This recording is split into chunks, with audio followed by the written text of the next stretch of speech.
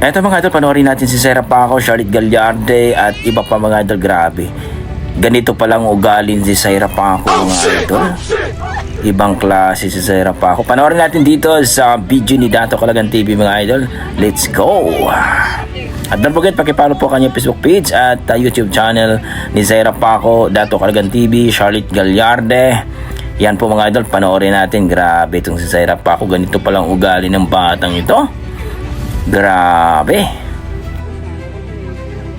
Ayan na si Sera Paco, Kevin Papayas at Charlotte Gallarde. At siyempre yung Zia, yung maliit na bata, yung kapatid ni Sera Paco. Ayan. Yung batang walang kamungmuwang si Sera Paco, pero halimaw pala pagdating sa racetrack mga idol. Ayan, kumuha ng tinapay, slice bread. Yun na yung mama ni Sera Paco.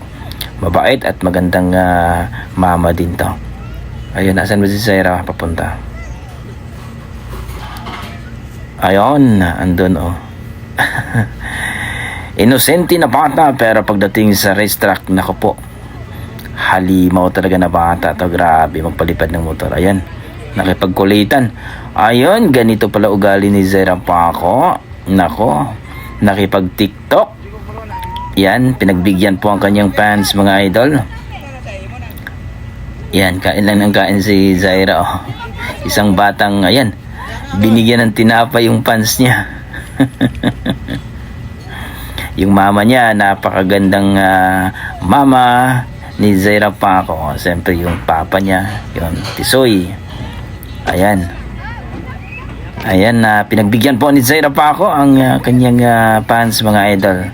Ganito ang ugali ni Sera Paco, talagang mabait at hindi nang dididman ng mga fans mga idol. Ayan, inaral nila no, kung paano sila mag TikTok. Ayan na. Swerte itong mga fans ni Sera Paco. Ayan oh, TikTok na sila. Ayan, umikot na si Zaira. Ayan po, pak, oh, ang galing. Yan po yung ugali ni Sera Paco mga idol. Talagang pinagbigyan po ang mga fans si Sera Paco. Ayan, pumunta naman siya ulit dun kay mama niya at ni Charlotte Gallarde. Ayan po ang ating napakabait, napakagandang riders si Charlotte Gallarde. At siyempre Sera Paco. Ayan, ang ating inosente na bata, pero halimaw pala pagdating sa racetrack mga idol. Vibes talaga sila ng ano. Ayan, sumasayaw pa sila. Mukhang nagmana ato to si Sera Paco sa mama niya na ang galing sumayaw. Ayan po, si Zia, yung kapatid ni Sera Paco. Yan, best friend talaga yun sila. Ayan, ang ating Dato Calagan TV mga idol. Supportan po natin yan. Siya pa talaga ang nag-ano kay Sera Paco oh. Kaya pala alaga ni Dato Calagan TV si Sera Paco mga idol. Yan po oh. Yan ang ating idol na si Dato Calagan TV. Ayan, siya palang nagtanggal. Tanggal ata to eh.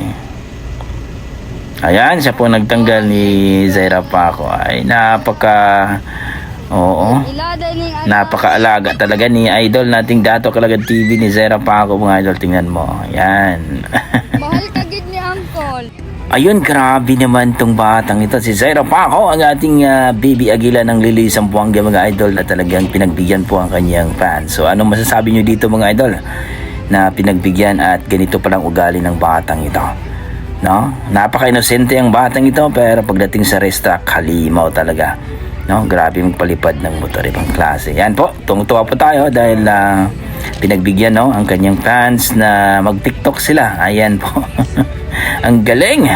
Sera Paco mga idol, don't forget pakipollow po kanyang Facebook page, Dato Calagan TV, Charlotte Gallarde, at lahat po ng ating mga riders po dyan no, na sumasali sa competition sa motocross mga idol. So yan po si Sera Paco, ang ating baby agila. Siyempre mga boss, si Charlotte Gallarde, ang ating BB 920 natin dyan. Hopefully makabalik na po si Charlotte Gallarde po sa racetrack mga idol no, sa motocross, dahil siyempre Honda team din yan ni Sera Paco mga idol.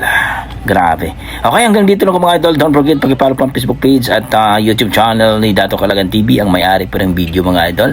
Maraming salamat idol, Dato Kalagan TV, at pinagbigyan mo ako na kumuha sa iyong video. Ingat po kayo lagi at God bless po.